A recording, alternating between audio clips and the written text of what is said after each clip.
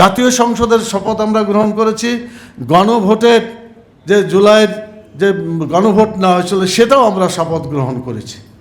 কিন্তু যারা গ্রহণ করে নাই তারাকে আমরা অনুরোধ করব, সময় এখনও আছে, মেহরবানি করে এই শপথটা নিয়ে জনগণের কল্যাণে আসুন আমরা সবাই মিলে আমাদের প্রচেষ্টাকে নিয়োগ করি।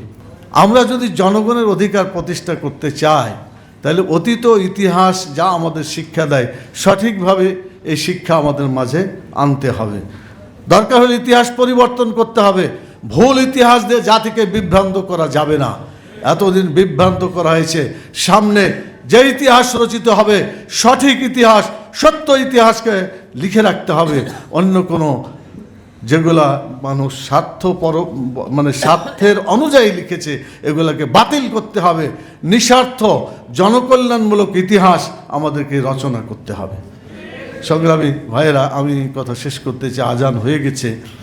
তো আর আমরা দ্বিতীয় যে কথাটা বলতে চাচ্ছি সেটা হলো যে এখনও যদি সময় ঠিকমতো আমরা ব্যবহার করতে না পারি, সময় চলে যায়, পরিবেশ যদি খারাপ হয়, তখন এই দেশটাকে ধরে রাখার এবং এটাকে ঠিকমতো তার মঞ্জিলে পৌঁছার জন্য আমার মনে হয় সে পরিবেশ পাওয়া যাবে না। এই জন্য সময় এখনই আলোচনা করে সিদ্ধান্ত করে গণভোটকে মেনে নিতে হবে। গণভোট যদি না মানা হয় জনগণ তখন এই সরকারকে মানতে চাইবে না, একটা ভিন্ন ধরনের পরিবেশ হয়ে যাবে। সেই জন্য আমরা অনুরোধ করব, সময় আছে।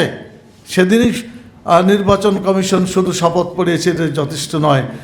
যে কোনো ব্যক্তি সংবিধানের অনুযায়ী শপথ দিতে পারে। এই সামনে নির্বাচন যেগুলা আমাদের ফলাফল হয়েছে, আমরা জামাত ইসলামীর পক্ষ থেকে আমরা কিন্তু সবটাই আমরা শপথ গ্রহণ করেছি। জাতীয় সংসদের শপথ আমরা গ্রহণ করেছি। গণভোটের যে জুলাইয়ের যে গণভোট নেওয়া হয়েছিল সেটাও আমরা শপথ গ্রহণ করেছি। কিন্তু যারা গ্রহণ করে নাই তারাকে আমরা অনুরোধ করব, সময় এখনও আছে, মেহরবানি করে এই শপথটা নিয়ে জনগণের কল্যাণে আসুন আমরা সবাই মিলে আমাদের প্রচেষ্টাকে নিয়োগ করি। যদি এটা না হয় আগামী দিনে আবার দেখা যাবে যে দেশটা অন্যরকম আবির্ভূত হয়েছে। আমাদের আমির জামাত বলেছেন, যদি সঠিক পথে সরকার না চলে, যদি সত্যিকারভাবে জনগণের ইচ্ছা মতো তাদের ইনসাফ এবং অধিকার বাস্তবায়িত না হয়, তাহলে আমাদেরকে 3 ধরনের প্রচেষ্টায় অব্যাহত রাখতে হবে। নাম্বার 1, জাতীয় সংসদে বাংলাদেশ জামাত ইসলামীর তথা 11 দলীয় যে সংসদীয় দল তৈরি হয়েছে, এই 11 দলের পক্ষ থেকে সংসদে জোরালো বক্তব্য রাখা হবে, অধিকারকে তুলে ধরা হবে ইনশাআল্লাহ। 2 নম্বর যেটা দরকার সেটা হলো জনগণ তার অধিকার বঞ্চিত হলে আবার মাঠে সক্রিয় হবে দেশের জনগণ। যেভাবে অতীতে আমরা দেখেছি সেই রকম দৃশ্য যাতে আর না হয়, এটার অল্পতেই যাতে সমাধান হয়ে যায় সেজন্য আমরা দৃষ্টি আকর্ষণ করছি। আর 3 নম্বর আমাদের সামনে যে পথটা আছে সেটা হলো আদালতের মাধ্যমে যে সমস্ত অন্যায় করা হয়েছে, যা অন্যায় হচ্ছে, আমি মনে করি গণভোটটা না মানাটা এটাও আদালতে যে সমাধান হতে পারে। এই কারণে দেশের আদালত জনগণের কল্যাণের জন্যই আছে, তারা অন্য কোনো কল্যাণের জন্য এখানে নিয়োজিত নয়। সেজন্য একদিকে আদালতে, অন্যদিকে রাস্তায়, আর অন্যদিকে জাতীয় সংসদের মাধ্যমে আমরা জনগণের দাবিকে বাস্তবায়ন করার জন্য এগিয়ে যাব ইনশাআল্লাহ। সবশেষে বলতে চাই, আসুন বাংলাদেশ জামাত ইসলামের মূল লক্ষ্য হচ্ছে আল্লাহর কোরআন এবং সুন্নাহকে নিজের জীবনে, সমাজে, সকল জায়গায় বাস্তবায়িত করার চেষ্টা করা। আমরা আল্লাহ তাআলার এই দ্বীনের বিজয়ের জন্য আমরা যে চেষ্টা চালিয়েছি, এখন বহুমুখী চেষ্টা চালাতে হবে। আমরা দল, মত, জাতি, ধর্ম, বর্ণ নির্বিশেষে বাংলাদেশের 18 কোটি মানুষকে ঐক্যবদ্ধ করে, মানুষের আইনের দিয়ে অতীতে কখনো কল্যাণ হয় নাই, এখনও কল্যাণ হচ্ছে না, আমাদের সামনে যে সিগন্যাল দেখা যাচ্ছে তাতে কল্যাণের ধারণাটা খুব স্পষ্ট মনে হচ্ছে না।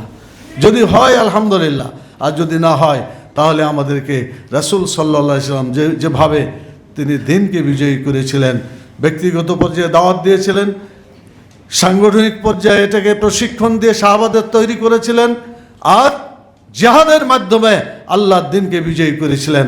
বাংলাদেশে ইসলাম কায়েম জিহাদের মাধ্যমেই হবে বলে আমার কাছে মনে হচ্ছে। সেজন্য আমাদেরকে তৈরি থাকতে হবে। বাংলাদেশে মানবরচিত মতবাদ নয়, আগামী দিনে কোরআন সুন্নাহর আইনকে বাস্তবায়িত করার জন্য আমরা অতীতে ছিলাম, এখনও আছি, ভবিষ্যতে থাকবো ইনশাআল্লাহ।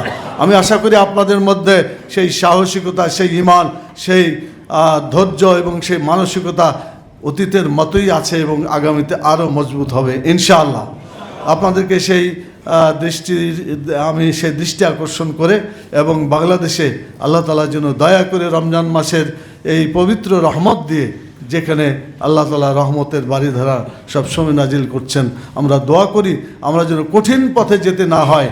আমরা যেন নির্বাচনের মাধ্যমে দেশটাকে সুন্দর সুস্থ দেখতে চেয়েছিলাম, সেইভাবেই যাতে আল্লাহ দেশটাকে পরিচালনা করেন, এই আশাবাদ ব্যক্ত করে আপনাদেরকে অসংখ্য ধন্যবাদ জানিয়ে আমি আমার কথা এখানেই শেষ করছি। ওমা তৌফিক ইল্লা বিল্লাহ। আসসালামু আলাইকুম রহমতুল্লাহি ওয়া বারাকাতুহু।